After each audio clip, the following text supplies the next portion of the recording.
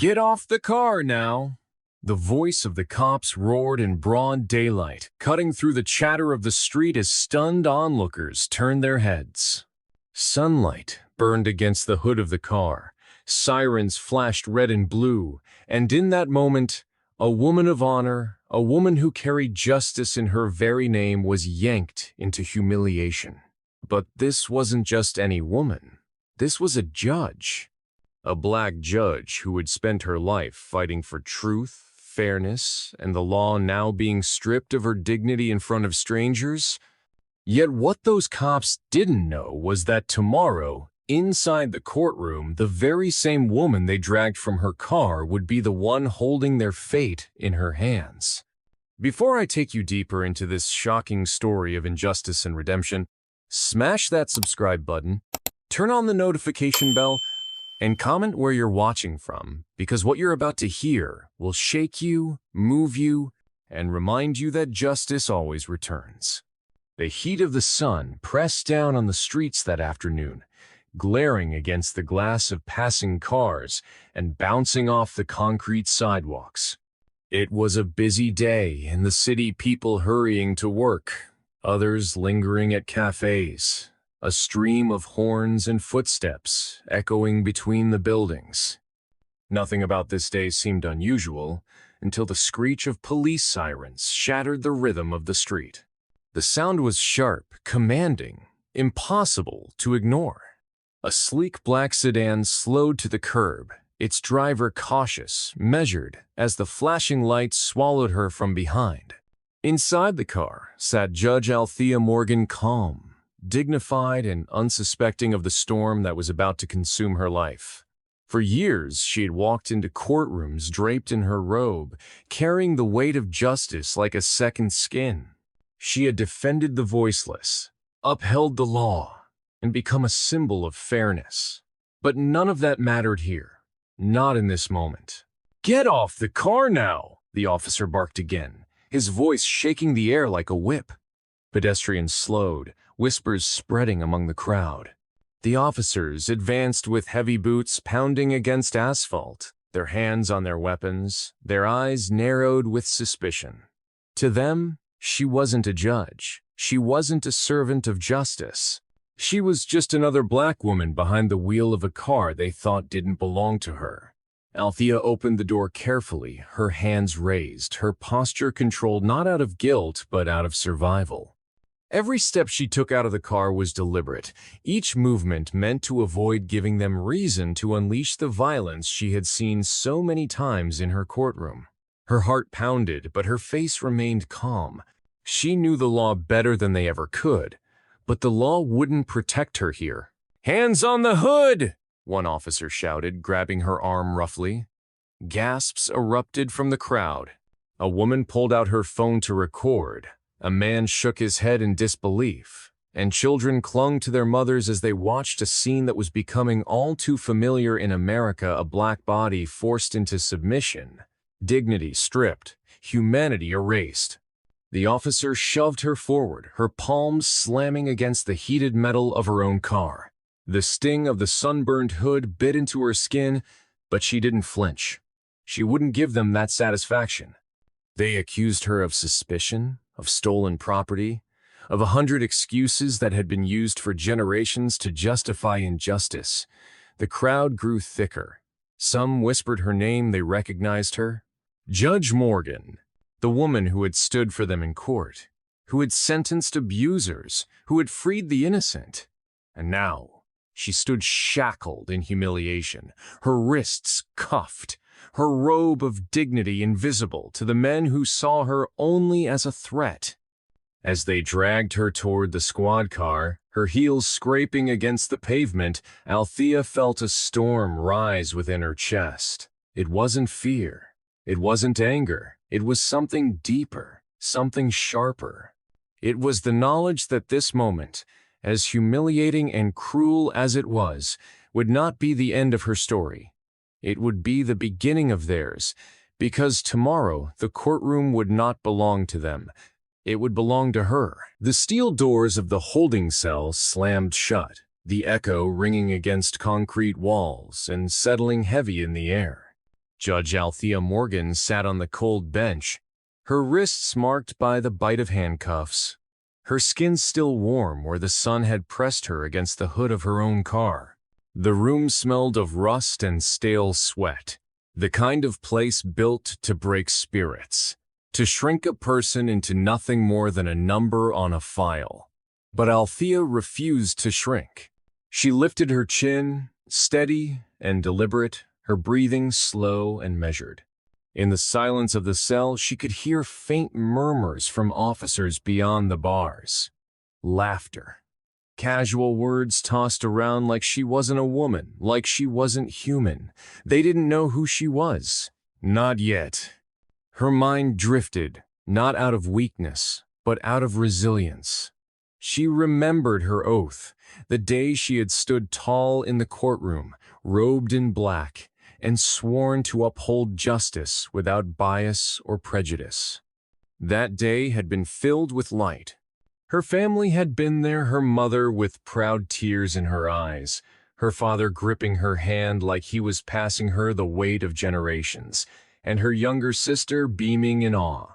Althea had promised to be fair, to be steadfast, to honor the sacrifices that had come before her. And now, that promise was being tested in the harshest of ways. The humiliation replayed in her head, not as a wound, but as a flame. The shove against the hood, the cuffs biting her skin, the murmur of the crowd as strangers witnessed her stripped of dignity. For many, that kind of shame could hollow a soul. But for Althea, it was fuel. Every insult, every violation of her rights, every ounce of cruelty she had endured was fuel for something greater. She thought of the people she had defended in her courtroom, men and women who had walked into her chambers broken by a system that treated them as less than human.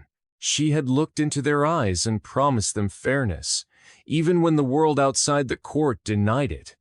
Now, sitting in this cell, she understood their pain in a way she never had before. It was no longer just a story she heard from the bench. It was her story. The hours passed, like shadows creeping along the floor, and eventually, the door opened. A guard motioned to her without words, his face expressionless. Papers were signed, and without apology, without acknowledgement of their mistake, they released her back onto the street as if nothing had happened. But something had happened. Althea walked out of that building not as a victim, but as a storm contained within a woman's frame. That night, in the solitude of her home, she stood before her mirror. The reflection staring back was the same woman, brown skin, proud eyes, the faint creases of years spent reading faces in court, but the weight behind those eyes was different, stronger, sharper. She whispered to herself words that echoed from her father's teachings. They can strip you of everything, but they cannot strip you of who you are. She was a judge. And tomorrow, those very officers would learn the power of that truth. Morning sunlight streamed through the tall glass windows of the courthouse, painting the marble floors in pale gold. The building carried an air of solemnity, the kind of weight that reminded everyone who entered that truth, justice, and consequence lived within its walls. Inside Courtroom 5A, there was a silence that settled heavy, waiting for the day to begin. At the bench sat Judge Althea Morgan, draped in her black robe, her presence commanding and calm. Her chin lifted with quiet authority, her eyes sharp but composed. Nothing in her face betrayed the storm of the day before. The officers entered, smug at first, their lawyer whispering strategy. But then their eyes lifted to the bench, and the air left their lungs. The woman in the robe, the one holding the gavel, the one presiding over their case, was the very same woman they had forced against the hood of her car less than 24 hours ago. Judge Morgan. The realization hit them like a hammer. Their steps faltered, their faces drained of color, their bravado collapsed into disbelief. The crowd murmured, whispers rippling through the room like electricity. Judge Morgan lifted her gaze from the papers before her, her expression unreadable. her eyes locked onto theirs, steady, unblinking, and heavy with truth. She didn't flinch. She didn't smile. She simply held their gaze with the quiet authority of a woman who knew exactly who she was and exactly who they were. "Court is now in session," she declared, her voice resonant and steady. The words struck like a bell. The charges were read aloud: excessive force, false arrest, misconduct. Each word landed heavier than the last, the truth unraveling like a chain pulling them closer to accountability. The irony was not lost on anyone in the courtroom. Men who had sworn to uphold the law were now facing the weight of it, delivered by the very woman they had tried to destroy. Evidence rolled out: the videos from bystanders, the testimony of witnesses, the falsified reports. Piece by piece, the story unfolded, and with each revelation, the walls closed in tighter, their arrogance drained into shame. Judge Morgan remained composed, her voice even, her questions precise. She never once raised her tone, never once allowed emotion to break her judicial calm. But beneath that composure was a power sharper than any shout, the power of restraint, of dignity, of justice carried with grace. When the gavel struck to close the session, the echo carried a message every soul understood. Humiliation could be turned into strength. Injustice could be transformed into truth. The same cops who once roared, "Get off the car now sat small and broken before the very woman they had tried to erase. The final day came. The courtroom was packed, the world watching. At the bench sat Judge Morgan, robed in black, her gavel resting in silence. The officers sat stripped of their swagger, their eyes heavy with dread. She lifted the ruling. Her voice was steady, every word deliberate. The evidence was undeniable. The covenant of the law had been broken. The officers would be stripped of their badges, barred from service, and face criminal consequences for their actions. Gasps rippled across the gallery, but she remained calm. Not revenge, justice, not triumph. Balance restored. Her gaze settled on them for the first time, unflinching. The gavel struck once, and the sound rolled through the chamber like thunder. The room erupted applause, tears, stunned silence. The same woman dragged from her car in daylight now sat as the immovable force of justice.